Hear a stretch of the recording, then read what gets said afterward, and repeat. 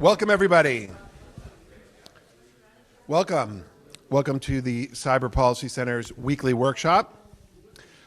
We are thrilled today to have, I want to say one of our own, because Alex Siegel was at the Immigration Policy Lab here for a while and would hang out with those of us in the Cyber Policy Center before she became the big impressive professor that she is now at the University of Colorado Boulder, where she's an assistant professor of political science.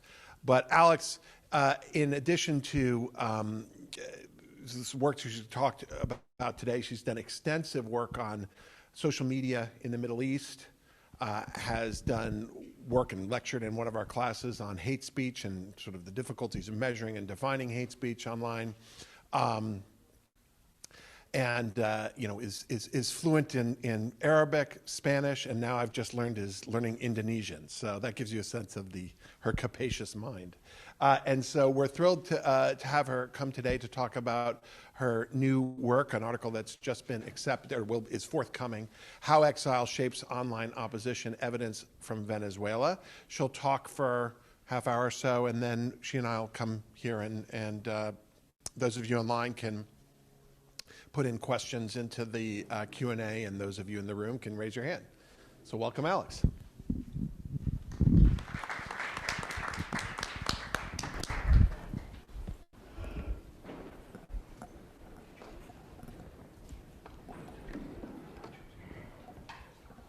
Thank you so much, Nate, for that generous introduction, and to the Cyber Center for having me here today. As Nate mentioned, I did my postdoc at Stanford, so it's really great to be back here in person. I haven't been back since the pandemic, so it's just another reminder of how we're starting to get back to normal.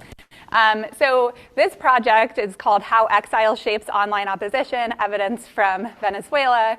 And while this paper is about to be published, it's part of a much broader research agenda of mine, thinking about the relationship between repression and dissent in the digital age, as well as kind of online harms more broadly. So I'm really looking forward to your feedback on this topic, because it connects into a bunch of ongoing work which we can chat about during the Q&A as well.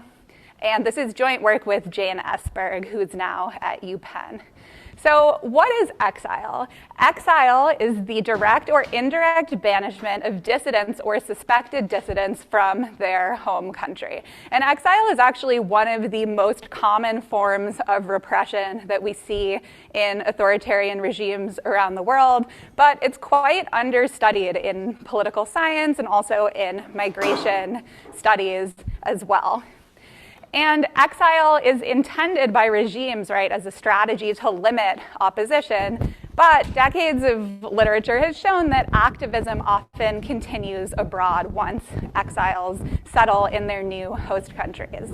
And this is particularly true in the digital age, when exiles often have access to large online audiences that they cultivated while they were still in their home countries, and that they expand and develop once they go abroad as well. Exile themselves report the experience of exile as politically transformative for a number of reasons that we're going to talk about more today. So how might exile shape opposition behavior? How might this politically transformative experience of being kicked out of your home country and forced abroad change dissent and political behavior more broadly? We argue that one of the first impacts of exile that we kind of show as well in this paper is that it internationalizes opposition figures and activist networks, as well as the audiences that they're communicating with, and this transforms the political opportunity structures available to them. Exile can also remove the threat of physical repression that activists and opposition figures may face in their home countries, although, of course, the degree to which this is true depends on state capacity for transnational repression. And one of the kind of interesting dynamics of thinking about the relationship between exile and dissent is this idea that as states are increasingly reaching abroad to target activists and opposition figures, the kind of nature of these dynamics may change as well. Of course, exile also disconnects opposition figures and activists from day-to-day realities at home. If they were involved in organizing protest movements on the ground or documenting corruption or local abuses, they're less able to do that once they're abroad, both because they become less credible mouthpieces for those at home and because distance actually tends to reduce the amount of knowledge they have on these day-to-day activities. So we argue that these experiences that are all kind of a function of exile, oops, my slides over here went away, sorry, alter activist goals and strategies, including how they express opposition to the regime. And that's really what we're looking at today, the kind of online opposition to the regime that these activists are expressing. So there's a few different ways in which exile might transform opposition behavior. So the first is with these new political opportunities that come from being abroad, we expect to see increased focus on interventionist or foreign-led solutions to problems at home. We also expect to see more hardline criticism of the regime once the threat of physical repression and being directly targeted is reduced. And we expect to see reduced emphasis on these local issues I was talking about, local collective action and local grievances. So in this paper, we're looking at these dynamics in the Venezuelan context, and this is because this is an environment where many of Maduro's opponents have been forced into exile. Venezuela's severe economic crisis and failed coup attempt have also intensified lots of different types of repression of opposition, which includes exile and also people who leave in order to avoid direct physical repression. And Venezuelan exiles in particular have remained very active in Venezuelan politics from their new host countries.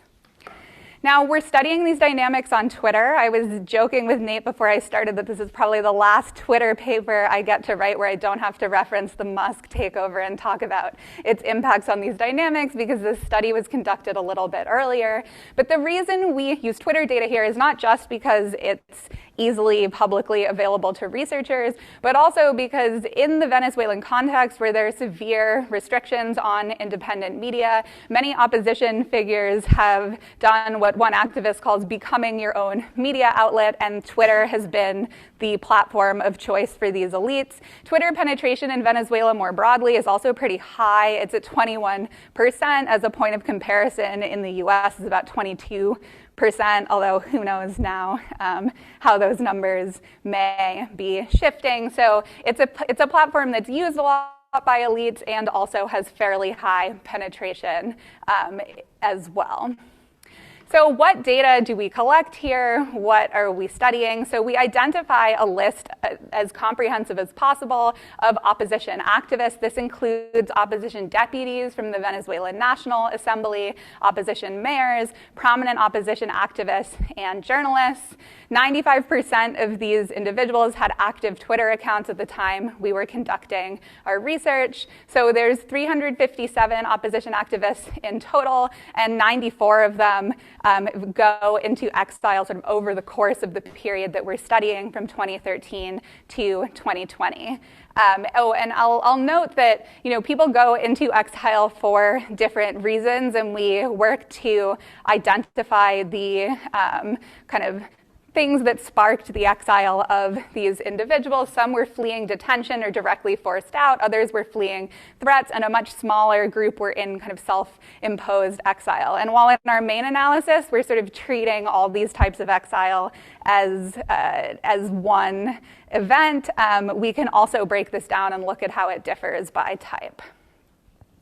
So we have these 357 opposition activists, 94 of whom are in exile, and we collected all of their tweets from 2013 to 2020, which is a data set of about 5 million tweets.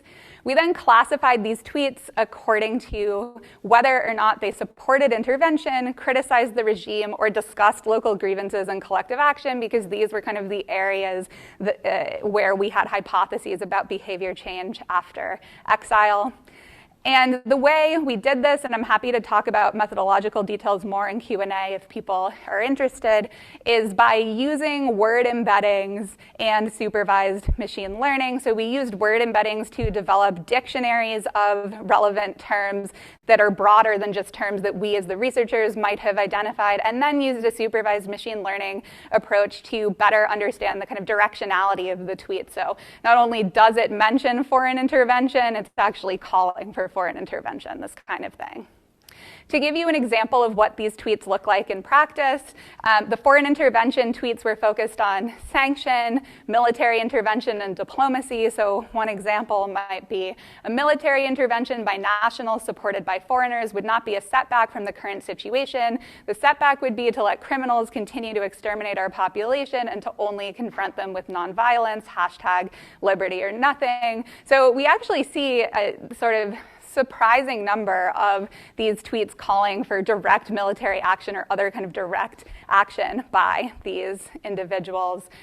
In terms of anti-regime criticism, we're mostly focused on particularly harsh kinds of criticism rather than general anti-regime criticism. So we look at allegations that the regime is engaged in narco-trafficking, tweets calling the regime fascist, or talking about them being subject to Cuban or Russian influence, or tweets kind of directly decrying regime repression. So an example might be, the ignorant, marginalized are the raw material of the Chavista narco regime. The idiotic madness is the contribution of the Chavistas to the Madurista narco regime. So again, this is pretty explicit, direct criticism that we're trying to capture here. In terms of local protest, we kind of broaden this out to local collective action events, so it's not just protest, but that winds up being a big part of this category. So this includes tweets talking about direct organizing of protests or attendance of protests and things in this vein. And then the last category that we look at are discussions and particularly criticisms of local service provision given the economic crisis in Venezuela. A kind of common type of criticism that we see highlights lack of service provision or problems with service provision. So this example says, because of years of abandonment by Hidrocentro 2011, today we Carabobeños live a tragedy, more than 20 days without water in our communities, #Carabobo without water, just as an example of what these might look like. So we had Venezuelan native Spanish-speaking RAs validate our topics for us to make sure that we were measuring what we thought we were measuring, and we did pretty well with sort of over 94% of the tweets that contained the keywords identified by our embeddings method were actually referencing those topics. And as I said, we also used supervised machine learning to get a sense of the directionality of these tweets as well. So what do we do with this data? What's our empirical strategy here? So the dependent variable that we're looking at is the percentage of an individual's tweets that are about one of these topics in a given month. And the independent variable is whether an individual is in exile in a given month. And so what this allows us to do is to try to actually get at the causal effect of exile on online dissent. We do this using two-way fixed effects and event study models. I'm happy to go into more detail in the Q&A if people are interested. I think causal inference in these settings is really challenging. So even if you don't buy the causal interpretation of our results here, this is a topic on which we have so little empirical data that even just understanding the before and after behavior change, whether or not we interpret those effects causally, is still valuable. And even when you sort of take away fancier models and just use simple before and after t-tests, most of the dynamics that we then results that I'll present here continue to hold. So what do we find? The first main finding that we have is that exile indeed does increase calls for foreign intervention. This includes calls for military intervention, economic sanctions, and diplomacy. On the left, the coefficient plot shows the results of our two-way fixed effects models using a bunch of different specifications. And on the right, you have an event study plot, which shows how these dynamics change in the months before and after exile. And so we can see that calls for foreign intervention start pretty quickly quickly after exile and continue for at least the 6-month period that we look at following exile. On the one hand, if you look at this, you might think that these effects in terms of the percent change of tweets look pretty small, but in practice, because some of these types of language are relatively rare, overall our findings demonstrate about a doubling in the percentage of calls for these foreign interventions or foreign policy solutions to the crisis. Next, we look at anti-regime criticism, and we again see a statistically significant increase in all these different types of anti-regime criticism. And this, again, includes these sort of allegations that the regime is a narco state or a fascist dictatorship, these allegations of Cuban and Russian influence, and discussions of regime repression. These results are a little bit less clean and less clear, but we do see a general decrease in discussion of local collective action content. Again, this is maybe what we would expect given that people are removed from the kind of direct protest environment that they may have been involved in before. And similarly, we see a decrease in discussion of local service provision, this idea that exiles are somewhat removed from the local day-to-day realities once they go abroad, and less probably trustworthy mouthpieces on these topics. So what are the mechanisms by which these changes are happening after exile? So some of these we can test directly with the data we have, but also my co-author, Jane Esberg, was at International Crisis Group at the time we were initially collecting data, and she was able to conduct some interviews with exiles and opposition figures and also draw on some interviews that others at Crisis Group had carried out before. And so I'll talk about a few of these mechanisms, both that come from the data and come from the interviews. So the first thing that we're actually able to test is this idea that exile is internationalizing networks. So what do we mean by this? We show that once these opposition figures go abroad, they tweet in English at much higher rates, they engage with foreign actors at much higher rates, and they discuss the US at higher rates. This is for those who are in the US. We see the same dynamics for those who go to Colombia or Spain, but we don't have enough data to look at this for some of the kind of the host countries that don't have as many exiles that wind up there. And again, we see this happens pretty quickly. If you look at the event study plot starting about a month after exile, we see this increase in foreign engagement in their behavior on Twitter.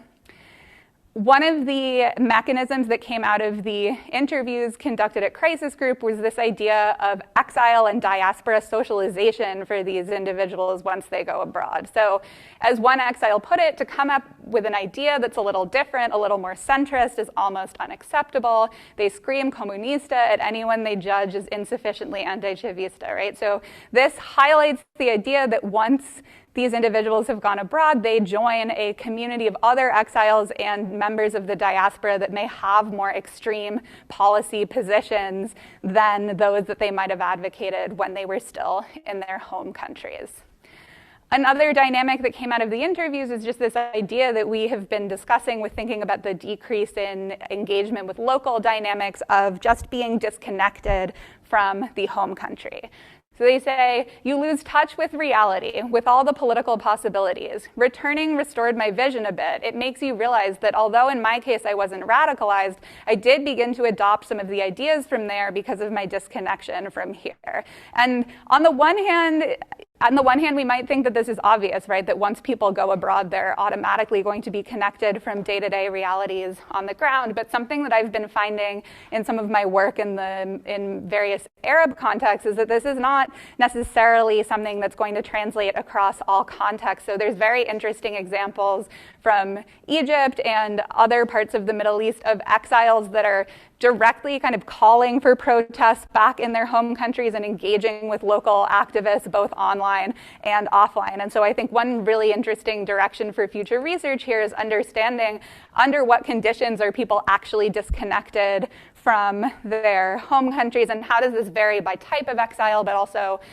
country context and perhaps regional context as well.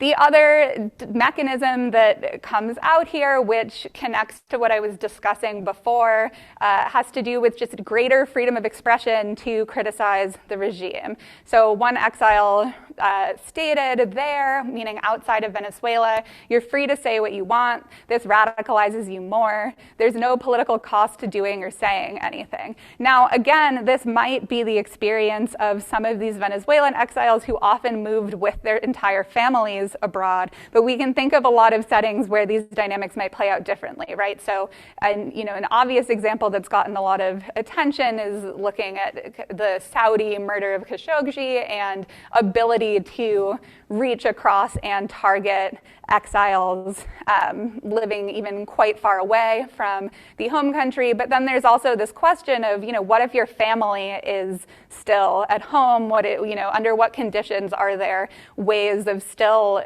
really inflicting a lot of pain on these actors, even though they have gone abroad? And so this is another, I think, really important area for research, is understanding how variation in state capacity for transnational repression and also the kind of shifting networks of these exiles regarding especially whether they have family or friends still in the home country might shape these dynamics.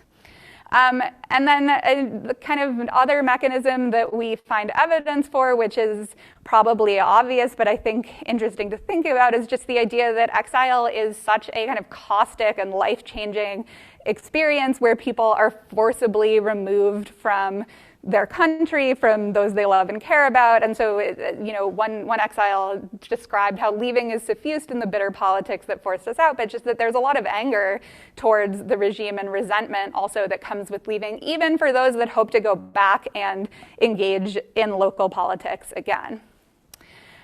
Something else that came out of the more qualitative interviews is just thinking about what the effects of this might be back in Venezuela and also internationally. So in terms of thinking about the effects in Venezuela, one opposition figure described, he said there are Twitter phenoms who try to condition, oftentimes with success, local politics, right? Describing from their perspective the ability of those abroad with large online followings to continue to have an influence on politics back home.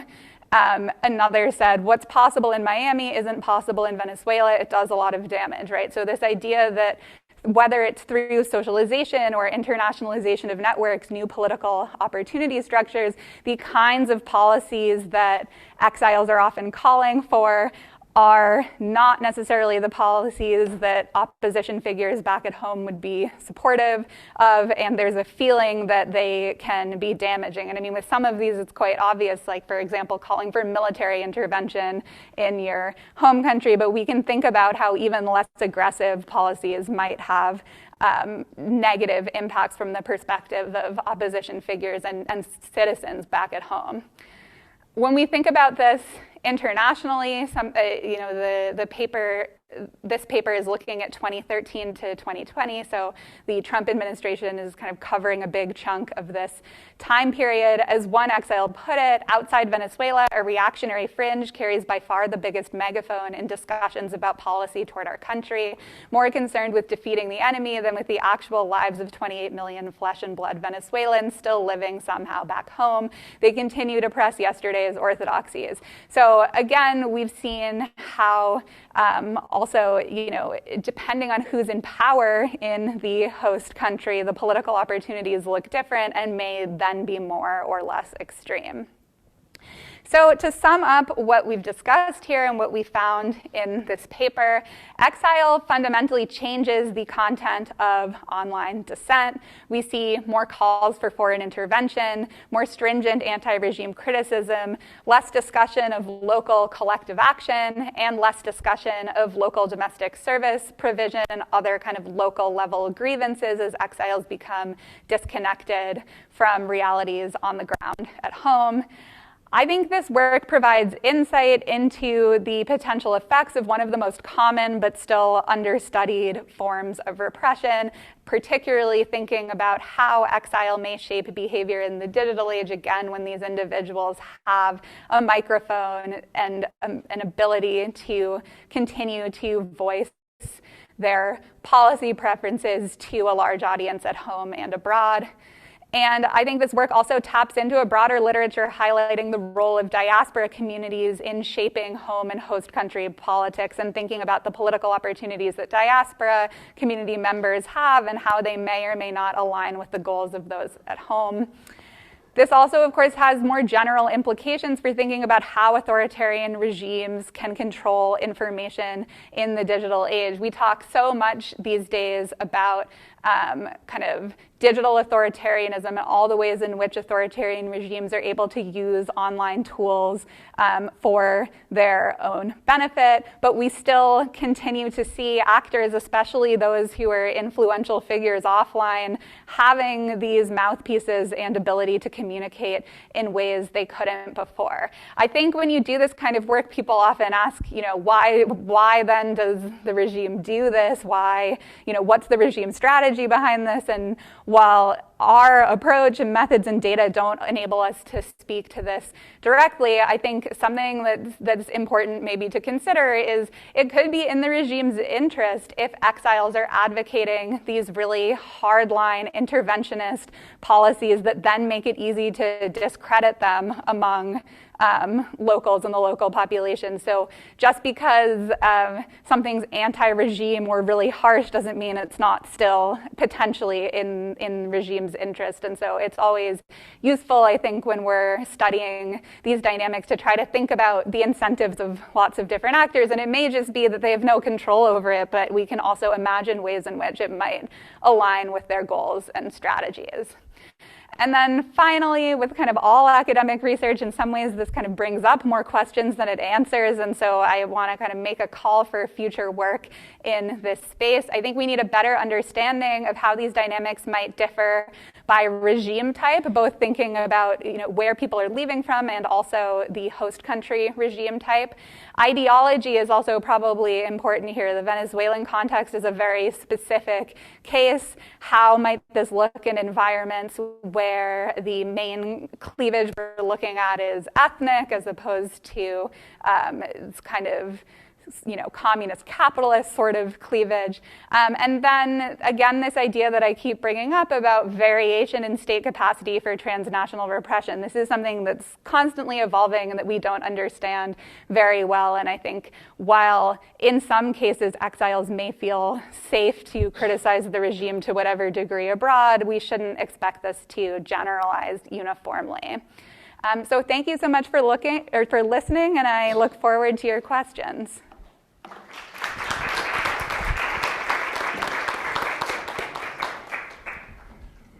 Well, thank you so much. That was a great presentation, great research. I want to start with just nitpicky information questions that you somewhat preempt in your last point there about trying to figure out variation in regime types, but let's just talk about your regime of choice here with Venezuela. So what can you tell us about the patterns you see among this exile group? So I'm a native of Miami, and so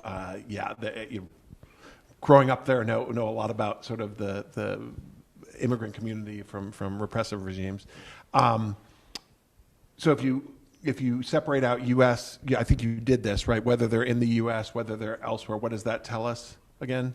Yeah, so we found that the dynamics were pretty similar when we compare those in the U.S. to those who are in Colombia or Spain. We can't really break it down for countries where there are smaller numbers. I was just thinking U.S. versus non-U.S. Maybe, U.S. and Europe versus non-U.S. And the dynamics that we found look pretty similar. And interestingly, even those who go to other Latin American countries or to Spain are still tweeting more in English after exile. And I think that gets into us trying to kind of break down what does it mean to internationalize your network. Once you're outside of your home country, even though on the one hand you might have more ability to lobby in the new host country, you're also kind of generally opening yourself up to kind of the broader international community as well. And what do the follower counts look like, say, among this group over time there? Did they have, I'm sure there's heterogeneity there among your exile group, but how big a deal were they before they were exiled, and did they become a bigger deal after they're exiled? Yeah, so this is a really interesting question. What we wind up, so like you say, there's a lot of variation, and some of these actors are much more kind of influential and have larger followings than others. We don't see huge changes in follower count before and after Exile, but we do see some changes in the distribution of followers. For example, people start to develop a more international following and sometimes lose local followers once they go abroad. But I think there's this paper was so focused on the before and after dynamics. I think there's a lot of really interesting social network analysis to be done here to kind of better understand what these relationships look like. And do you have a sense, I mean, this is maybe too difficult, but something that you mentioned in your presentation, and that, we have people here at Stanford who are, whether they're from Russia or China, or worried about their families back home.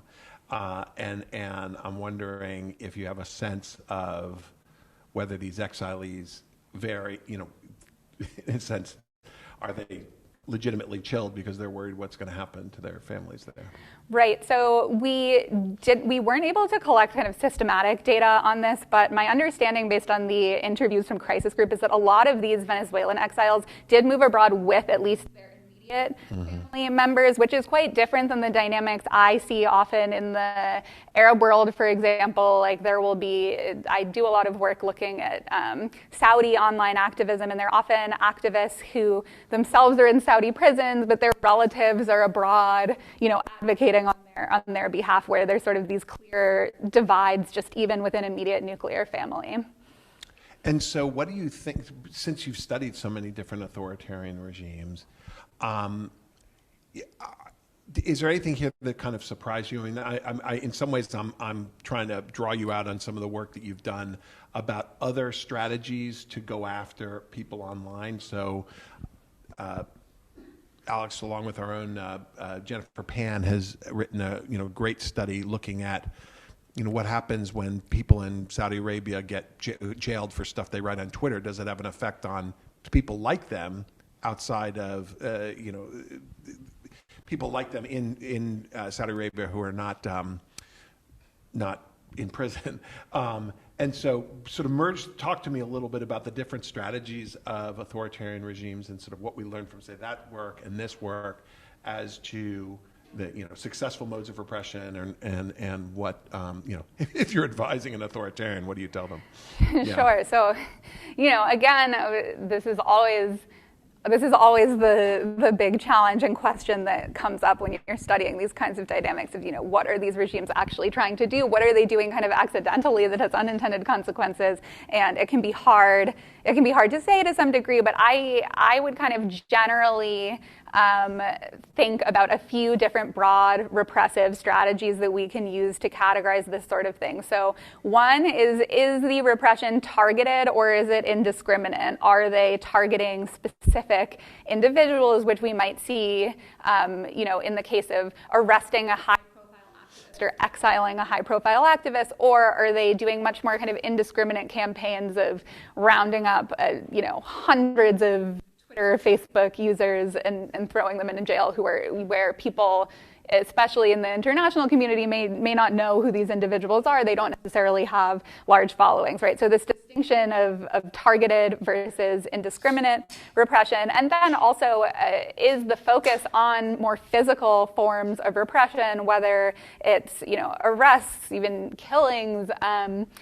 Exile, I think, is a form of physical repression, or are they employing kind of more online strategies, working to censor or flood online spaces, or coordinated, inauthentic activity, those types of campaigns. Now, in terms of what works from the perspective of the regime, again, I think this comes down to understanding sort of what their strategies for survival are. So even in the Saudi case, where the arrests of these high-profile individuals, after they're released from jail, the amount of dissent they express goes way down, but it increases for their followers. We see this backlash. On the one hand, you might think that backlash is bad for the regime, but something that's really notable there is sometimes they're arresting who we would think of as more liberal actors, right, like women or human rights activists.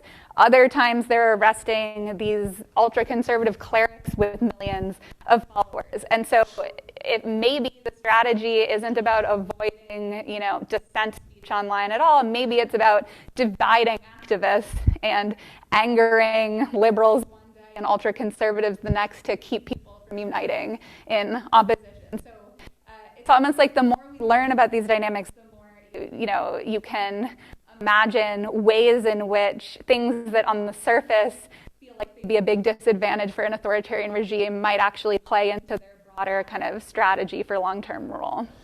I want to open up to folks in the room, but let me ask one. Since you've got your hand up, why don't we jump to you, and then I'll have a question after you.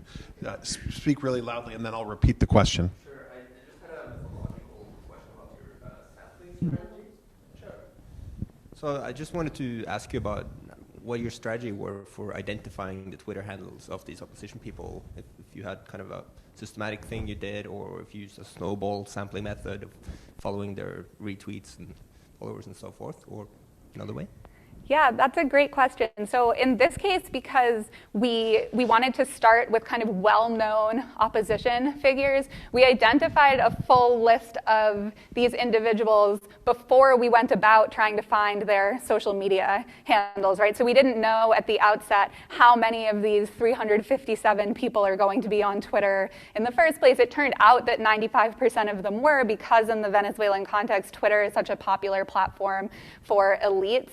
The kind of nice thing, I think, about doing social media research on elites as opposed to everyday citizens is you often have some sense of who the full population is. Now, in this case, I'm sure we're missing more kind of local level opposition figures who aren't in the media and haven't held an official political position and aren't well known. So it's not to say that our sample is complete, but at least we're able to start with kind of the offline population that we can identify, and then try to find their online handles. And one thing that you'll see is some of these people might have more than one Twitter handle. In that case, we tried to combine them. Because it's a relatively small population, we could rule out things like parody accounts or bot accounts, pretending to be different individuals. If you were doing this at a much larger scale, that might be more challenging. Related to that, though, when we're trying to figure out, in particular, the effect of exile per se on people's Twitter behavior, you might want to find, people who are the same as these exiles, right, but who weren't exiled. Mm-hmm. And so, do you have any sense of how people take your average Venezuelan who then leaves the country, right, but is not exiled? Any idea as to how their Twitter behavior changes? Yeah, so this is really interesting. In this case, we're looking at these kind of high-profile, more well-known people, and one of the things we try to do to address this issue is limit our analysis. Say we'll look at only opposition mayors and elected officials, exiled or not, or only members of one political party, exiled or not. And we see pretty similar effects kind of in these different ways of slicing and dicing the data. But for trying to say sort of more broadly how these high-profile individuals compare to everyday Venezuelans, I don't think the data we have here allows us to do that. But what would be your hypothesis? Is that the once you leave a repressive regime, you feel more free to tweet, right? Whether you've been exiled or whether you just choose to. Now, people who are high profile may be, more likely to be exiled, right? But what would you think? I mean, part of the question here is what work is the exiling do as opposed to mere moving from one country to the next? Yeah, so I think probably a lot of it is moving from one country to the next, in the sense that because these are political actors, they're thinking about what opportunities do I now have to influence policy in this new environment, and those opportunities probably would look similar whether or not they're exiled. I do think the kind of overall extremity of the Venezuelan diaspora community offline in terms of what they advocate for politically, though, is also wrapped up in the feeling of being forced to leave, whether that's kind of really formal exile or responding to threats, et cetera. How popular are some of the other social media platforms in Venezuela besides Twitter? I mean, Twitter, as you suggest, you've got this kind of interesting feature that looks like the U.S., right, in the penetration and the fact that it's an elite medium. What about the other platforms? Yeah, so Facebook and WhatsApp are quite popular and have higher penetration than Twitter for everyday citizens, but they're less commonly used by elites. So for the high-profile individuals, I think kind of Twitter would be the platform that made sense. If we wanted to understand this in the broader population, data from Facebook or WhatsApp would be great. We often don't have such great access to that data. I mean, we could get the public stuff through CrowdTangle, but because so much of that communication is private, I think it would be a challenge to get kind of good representative data there. Let me go to one of our questions on Zoom. Michael Samway asked. Michael Samway happened to grow up with me in Miami, Florida, and so we have had similar experiences. He asked, using your model, can you comment on parallels and differences regarding the Iranian exile and diaspora communities' online advocacy today in the face of the IR's ongoing repression? So I think I'm always kind of reluctant, right, to generalize the findings from one specific case to another, just because I see in my own work how different these dynamics can be in different places. But one thing that has been getting a lot of attention recently online is the degree to which Iranian exiles are being targeted by bots and trolls and also kind of real pro-regime online actors in this period. And there's been, in particular, a lot of effort to try to silence journalists who are in exile. And I think what this taps into is the kind of broader phenomenon where people recognize the power that exiles do have to reach audiences, both in the home country and in their new, more internationalized networks.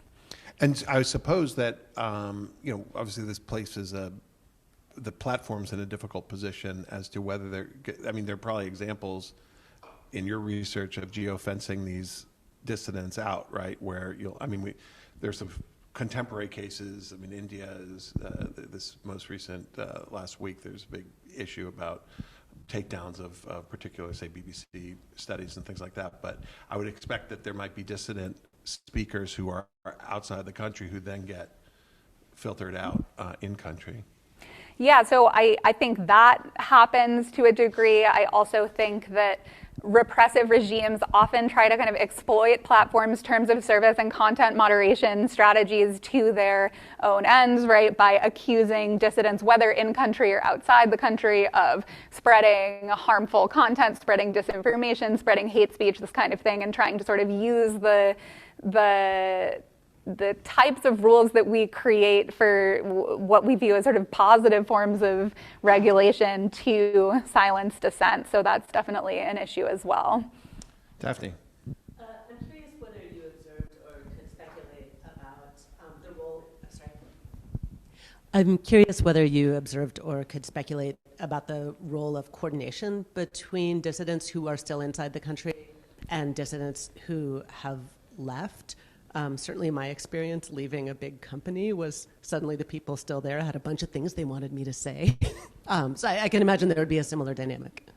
Yeah, so I haven't looked at some of those kind of network dynamics in the Venezuela data, but I have work that I'm doing right now that's looking at the Egyptian context, where in 2019, a former government employee, Mo Ali, moves abroad to Spain, and he was also an actor, so he had a really big following as kind of a entertainment figure, in addition to having the kind of street cred of having worked inside the government. And he started a YouTube channel where he was advocating for protests in Egypt and denouncing corruption. And the kind of looking at the network dynamics there, we see how first Egyptian exiles living both in Spain and around the world, are picking up and amplifying his content, which is then being picked up by Egyptians within the country, and we see them using the hashtags that he was advocating in their,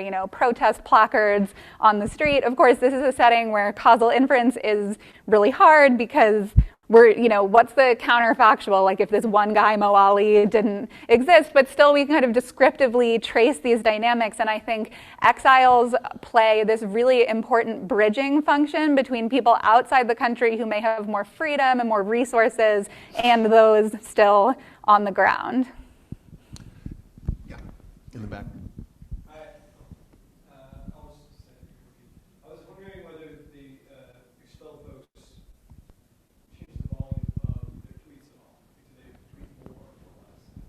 Do exiles change their tweets afterwards, after exile, but in terms of the rates of tweeting, how much they tweet? So we didn't see big differences on average across our sample. I think this is something that we could dig into more at the individual level, but for most of them, these were people that were already really active on Twitter, and they for the most part stayed active, even though the audiences that they were targeting seemed to have shifted. I'm sort of returning back to the follower question. Like, I have no sense really, like, who we're talking about here, which is like how big. I imagine you got 300, so it probably varies. But what's the top, what's the bottom, what's the average in terms of the number of followers these people have? Yeah, so those with kind of small followings would have a few thousand, but then we also have some people in the data set who have millions of followers. And one of the analyses that we tried to do is to try to understand, how much of this big picture pattern that we're observing is driven by the behavior of one or two people, right? And we sort of go through the exercise of basically systematically dropping out each exile from the sample one by one, and we find pretty similar effects across this group, even though some of them are really influential and others have much smaller followings. Do you see anything in Venezuela proper about, what are the trends that are leading to greater Twitter activity versus less? So I assume what you're finding, there's a constant state of Twitter activity inside Venezuela. Then you've got the exiles who were clipping their wings beforehand, and now they feel liberated, and so they're going all out on Twitter, both for an international audience and maybe a domestic audience. I mean, talk to me a little bit about Venezuela on Twitter and what it looks like in terms of the sort of how active it is, how anti-regime it is, what kinds of issues are being discussed in there. So in this particular project, right, we are only collecting data from the elites, and a follow-up that we should do, and kind of a place that we definitely need more research, is to try to look at how this behavior is then amplified by followers, also just what kind of everyday Twitter users' dynamics look like relative to these elites. From the bit of more mass level data that we've collected, and again, I think a lot more needs to be done here. I would say that Venezuelan Twitter follows patterns that we see in most places on Twitter, in the sense that it's very bursty, right? People respond to specific events on the ground, things go viral for a few days and then tend to re-equilibrate really quickly, and that's why we actually need to do this kind of more systematic type of analysis where we try the best we can to collect representative data and zoom out over time, because it's so easy to get kind of distracted by the bursts of activities that happen around specific topics, and I don't have enough data yet to kind of comment more on the broader over time trends. I guess one question though is, how political is Venezuelan Twitter? That's sort of like, what's the baseline here that is now we're seeing departures from by the exiled? It could just be a popular social media platform where lots of entertainment is being discussed and that kind of thing, or is it really, a kind of heavily political social media platform there? So one of the things that I think is always surprising to political scientists, including myself, is how apolitical most people are in most contexts, right? And so I would say that Venezuelan Twitter is more political than, say, American Twitter, but still not dominated by political discussions or political dynamics. That being said, because it's this more elite platform, it's a place where political actors that don't have an easy voice in the kind of repressive media environment turn to try to get their messages out there. And I think that is a different dynamic than we see in the US, say, where a population like members of Congress, like, yes, they use Twitter to reach constituents, but they have so many different online and offline strategies that they can kind of use in tandem. The dynamic that you saw with bots, let's say, and Saudi dissidents leaving, do you see much in the comments or in the response to these folks, government or quasi-government actors going after that? And then we'll go over here and then over here. Yeah. We haven't yet done the exercise of looking through all of the follower responses and figuring out to what degree they're bots or we can identify them as coordinated inauthentic activity. My guess would be we would see a fair amount of bot activity because that's kind of the nature of Twitter these days generally, especially for content that is getting more attention. We tend to see different kinds of inauthentic actors kind of jumping into those conversations. Thank you so much for this presentation. You mentioned coordinated inauthentic activity, and I was curious, having myself formerly worked at Facebook, if you ran into situations where people were getting their accounts disabled, either perhaps erroneously or because they were victims of recording attacks, or maybe in this or other countries you've studied, governments are requesting that exile activist accounts be taken down because they're foreign interference or coordinated authentic behavior. Yeah, so this is exactly kind of one of these examples of how authoritarian regimes can use things like platform terms of service or the kind of regulation and moderation that we generally think of as a good thing to their own ends. In this particular data set, the kind of best we can do, I think, is to look at were there kind of clear interruptions to account activity between 2013 and 2020 for these actors.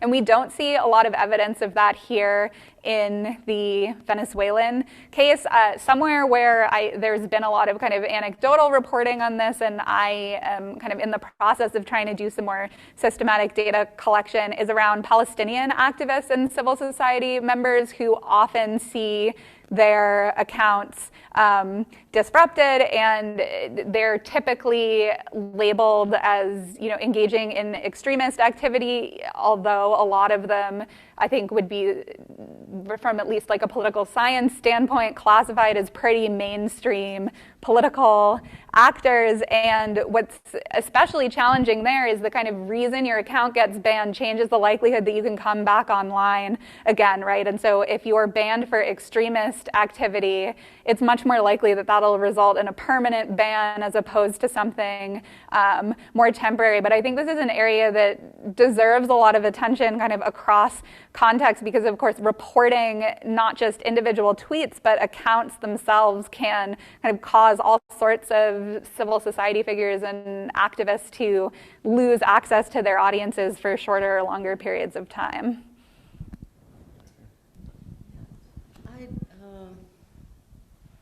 I want to know these Twitter users, those who are in exile, what is the source of information about Venezuela, on the ground situation? Are they relying on media reports at the local level? And how independent is that media? Also, I'd like to know, if you studied the exile behavior before digital space started, was it any different? These are great questions. So I unfortunately, I don't know the answer to your first question regarding where they're getting information. My intuition would be that it varies a bit depending on the degree to which they remain connected to their networks back home. And one kind of extension of this research that we haven't done yet but have thought about is looking at it just at least online, to what degree do exiles remain connected to other similar opposition figures and news outlets and things that are still in the home country, not just looking at their overall network, but their connection to sort of more elite actors, which would at least give us some insight into the types of news that they are seeking out and the types of people who are still back at home on the ground that they might be engaging with. The question of how this has shifted from the pre-digital era is a really interesting one. I don't know about this in the Venezuelan context. I would say there's a kind of long line of research looking more generally at diaspora involvement in politics in lots of different contexts. And I think a lot of the dynamics that we see online are things that people have historically done offline as well. For example, trying to lobby their host country governments for certain types of interventionist activity, but the media environment would be different. So we'd see people doing things like passing out leaflets, protesting in front of embassies, these sorts of things where it can be harder to get at least initial visibility. But now I think those same strategies exist in tandem to the online behavior, and understanding the interaction between the online and offline is really important. We've got our final question here. Hi, I'm curious how, potentially a basic question, but how active is the regime in Venezuela on Twitter, and is there a dialogue, like a heated dialogue that's occurring between the activists and the regime, potentially similar to like what we see in the United States? And then curious how that might change these exile dynamics in different contexts where, like, the regimes are more or less active on Twitter. Yeah, thank you for that question. So this is something that, again, this kind of broader network analysis outside of the sample we've currently collected, I think would be really useful and important, and isn't something we've looked into yet. I know that Chavez back in the day was notoriously one of the kind of most active world leaders on Twitter and had a really large following, and I think understanding, we were looking a bit at interaction sort of among these different opposition figures, but haven't yet looked at other actors they're engaging with, and I think it's a really important question, and sort of when we think about generalizing this, how does the level of polarization in the online media environment, in the traditional media environment, shape these dynamics? Because we're likely to see, I think, really different structures of communication in different contexts. All right. So next, first of all, thank you very much, Professor Siegel.